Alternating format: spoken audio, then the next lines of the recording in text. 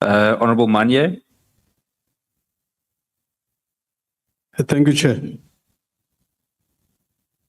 Chair, let me foreground my submission by saying that when Mr. Ramaphosa said ANC is corruption number one, is accused number one in corruption, that statement went unchallenged by the ANC itself and by the Integrity Commission of the ANC. So therefore, I'm sitting here, I'm taking it as a fact because it was never challenged. Now what we have the boss of a corrupt institution that must now sit and preside over a report by judges and so on. I'm nervous about that. I must just table that, Chair. That a person says, I'm running a corrupt institution. It's number one accused. A boss of corruption is now at the apex of receiving a report by judicial officers. It's a worry for me. I mean, also himself is not totally clean. There's pala issues and so on, but that's not what I was saying. But I just thought I must just table that, Chair, which then means that the role of Parliament can be de-emphasized because we're dealing with rogueness at all levels. So therefore, the role of Parliament must be strong. And I want to respect some of the things that have been said by the legal people here, the doctrine of separation of powers. And I would, with all the excitement that could be around in this House, I would really appeal to members that I think let's stick to our knitting. We're an oversight body. Let's do the oversight. Let those that have got the active role do what they need to do as it were, so that we can keep to ours as a body that must do oversight. So I want to suggest, Chair, that there are two institutions, there are two processes that we must oversight. The one process that we must oversight is this Judicial Commission.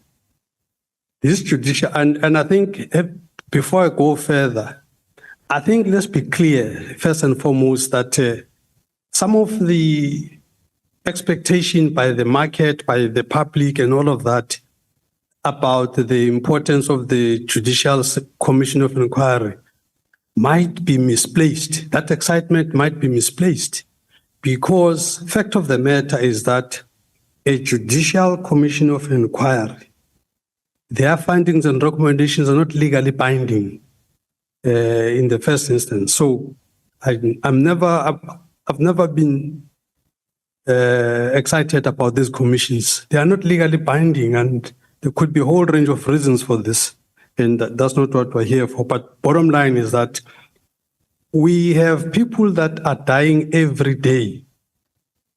We are investing time and energy on an institution that cannot find a person guilty or innocent, that cannot ascribe liability, but want to spend all the time on this body.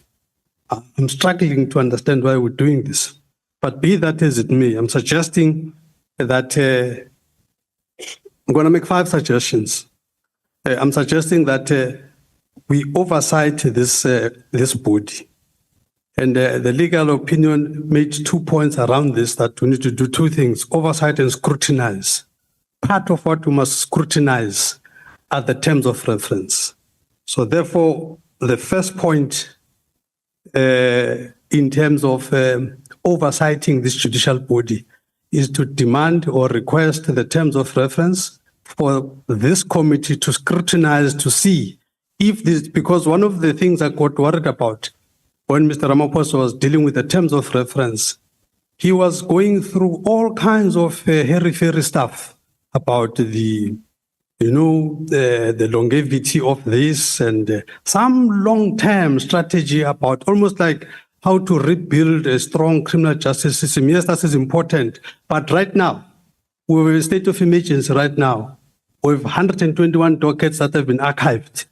We've got 51 political killings dockets that are not being acted upon. We've got an urgent issue right now. So we can't have That's why we therefore need those terms of reference scrutinized here to make sure that they are focused for a short-term delivery, as it were.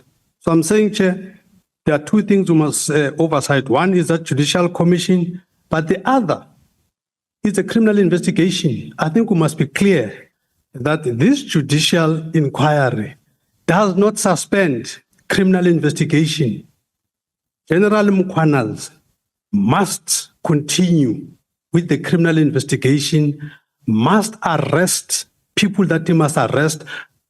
I think we must make it clear, Chair, that the fact that there is a Judicial Commission of Inquiry, that does not insulate people from being arrested tomorrow. The point must be clear, that the fact that there is this inquiry is not an insulation that, okay, I'm on holiday now. No, there's no holiday. So I'm saying the committee must make it clear that the Mkwanas must arrest people tomorrow, the next day, and all of that. And we must supervise what Mkwanas is doing. As this committee must come here, give regular reports so that we can give him all the support he needs. And then, Chair, one other thing that got me worried in this process is that I think we are creating all kinds of technicalities for people to get away with murder in this thing. There's a dispensation that applies to politicians. Politicians are not governed by LRA, but there's a dispensation that applies to officials. Officials are LRA material. I get nervous when I just hear somebody overnight, absence of leave. I don't even know that terminology in the LRA space. But be that as it may, what we should advise is that officials that are not politicians must follow process proper. For instance, this General CB, as an example, who were told is on leave of absence, one would have preferred that there should first and foremost be a proper disciplinary process that is in place.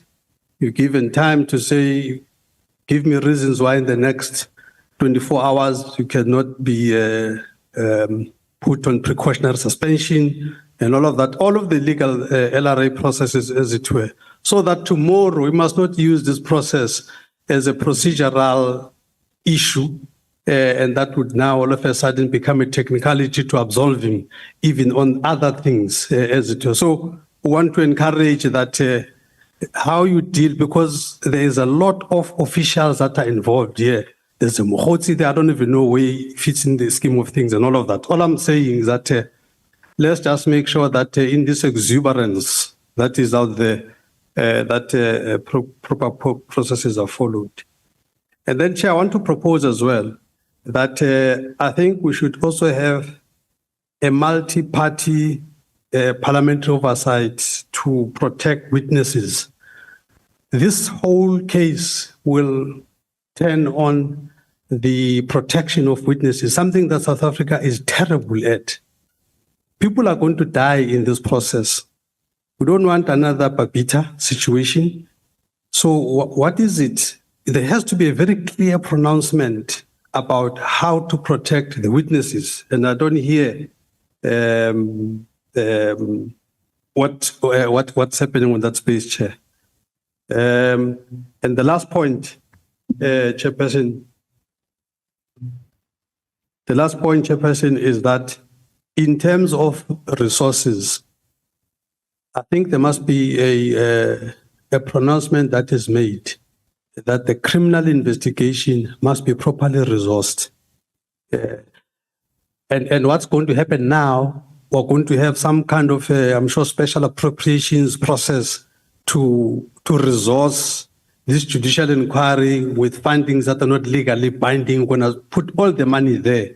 And then when Mkwanas wants money to get all kinds of gadgets and all kinds of specialization, all kinds of support on something that must happen and must arrest people, and then he hasn't got the resources. So I'm saying, Chair, can we ensure that the issues of resources, particularly for criminal investigation, is a box that we must tick? Thank you.